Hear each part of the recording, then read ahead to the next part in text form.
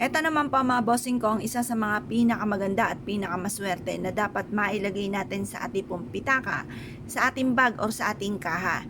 Subok na po ito mga bossing. Kung nag-iisip ka sa ngayon kung ano kaya ang para mas lumevel up ang inyong swerte sa susunod na buwan mga bossing ko, ay mainam na ito ang gawin po ninyo mga bossing. Kung puro hirap, panay dami-daming utang, nabubuhay sa utang, pinagdaanan ko rin po yan.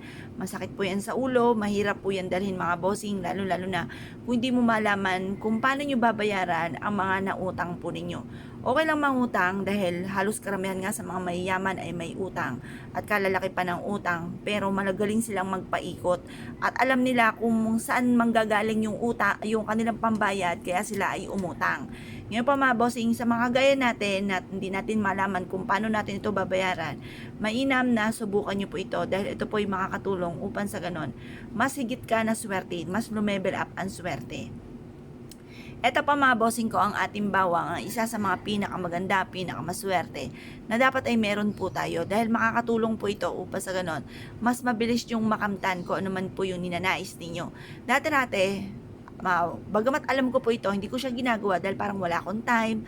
Pero nung dumating na sa talaga sinubok mga bossing ko ng mga pagsubok na dumating po sa amin, dahil parang wala na akong option, wala na akong alam kung paano maaalis yung kamalasan na dumating sa amin mga bossing.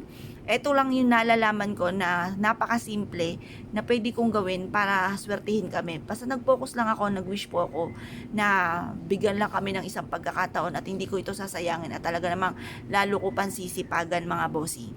At yun nga po mga bossing ko ay naganap mga bossing. Kaya doon din ako naniwala ko nung salitain, ito ay nagaganap.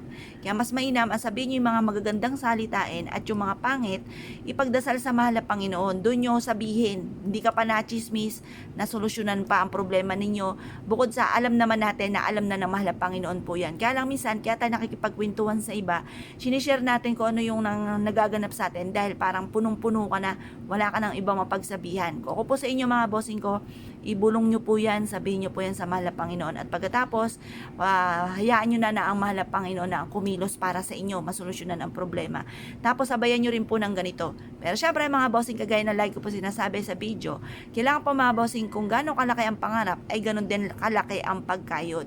Kasi kahit kayo may mga pampaswerteng ganito at hindi ka kakayod at ikaw po ay napakaraming mga pangarap tapos ang pagkayod nyo naman ay panakto lamang, ay panakto lang din ang blessing na darating. Kaya kailangan mga bossing sabay-sabayin po natin ang ganito mga bossing. Napag-aralan ko na dapat masipag ka, matyaga, hindi ka nakakalimot magdasal.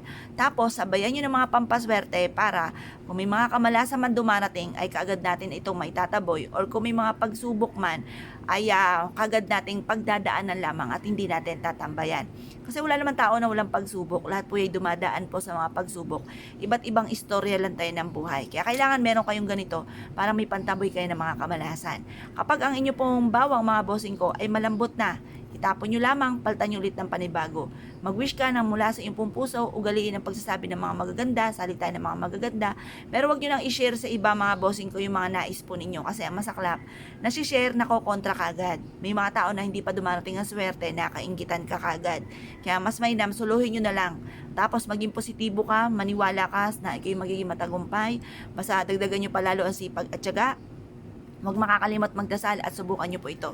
Proven po ito na napakaswerte. Kaya kung kayo pinaniwala at nasyo po itong gawin, ay siya mga bossing, good luck po sa inyo po lahat.